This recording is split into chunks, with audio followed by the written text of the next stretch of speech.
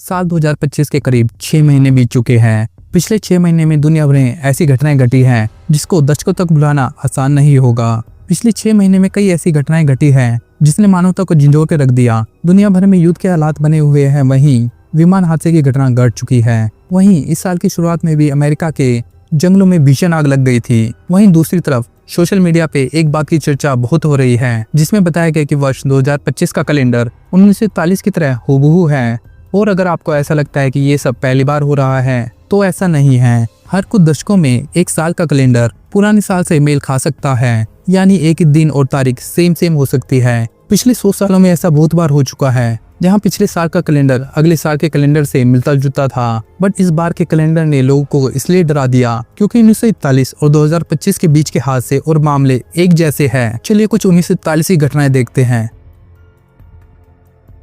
यह वर्ष second world war का निर्णायक और भयानक वर्ष था, जहां बहुत से देश एक दूसरे से लड़ने के लिए आमने सामने आ गए थे। साल 1941 में जर्मनी ने सोवियत संघ पे हमला किया, वहीं दूसरी तरफ जापान ने पर्ल हार्बर पे हमला किया, जिसके बाद ही अमेरिका भी वर्ल्ड वॉर 2 में शामिल हो गया। वर्ल्ड वॉर 2 में युद्ध की लपटें कुछ इस तरीके से उठी जिसने यूरोप, अमेरिका और रशिया को अपनी चपेट में ले लिया। मंजर इस हद तक खतरनाक हो चुका था कि उस समय की दुनिया की दो बड़ी महाशक्तियां सोवियत संघ और संयुक्त राज्य अमेरिका युद्ध में सीधे तौर पे शामिल हो चुका था, जिसके चलते वर्ल्ड वॉर 2 का यूरोप और एशिया में बहुत बड़ा असर पड़ा। जिसके बाद कई देशों के नक्शे ही बदल गए और अर्थव्यवस्था में भी बहुत बड़े बड़े परिवर्तन हुए। साथ ही इसे आर्थिक मंदी का साल भी माना गया।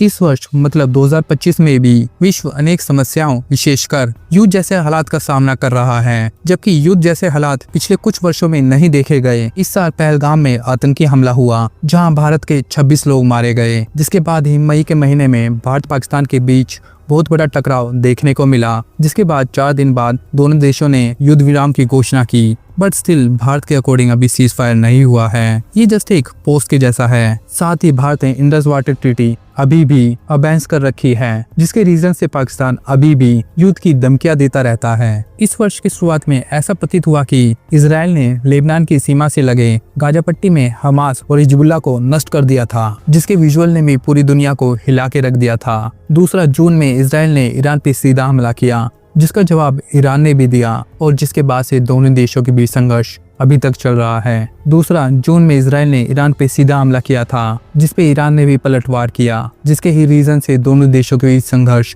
अभी तक चल रहा है। और अब तो इस संघर्ष में अमेरिका भी शामिल दिख रहा है। किसी भी एंगल से इसका सोल्यूशन भी हमें होते हुए नहीं दिख रहा। सो नाउ इस साल भी दो महाशक्तियां रूस और अमेरिका दो अलग अलग युद्धों में कूद चुकी हैं। रशिया सीधे तौर पर यूक्रेन के साथ युद्ध लड़ रहा है, जबकि अमेरिका अप्रत्यक्ष रूप से इजराइल ईरान के बीच संघर्ष कर रहा है। और अब उसने खुलकर ईरान के खिलाफ कार्रवाई इनके न्यूक्लियर साइड पे की, जिसके बाद ईरान ने भी कतर समेत कई अमेरिकन ठिकानों पे बमबारी कर दी। अब जब इतने सारे देश एक ही टाइम पे युद्ध में फंस चुके हैं या आने वाले टाइम में युद्ध में फंस सकते हैं, ये सीधा सीधा इशारा कर रहा है हमें 1941 की तरह 2025 में भी आर्थिक मंदी देखने को मिल सकती है। बेशक दोनों वर्षों में वैश्विक स्थिति और युद्ध जैसे हालात हैं, लेकिन घटनाओं का पैमाना और प्रकृति अलग अलग है।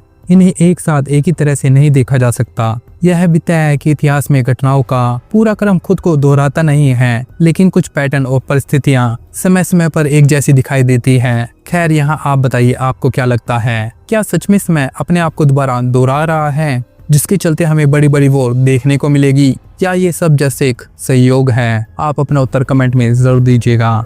जय हिंद।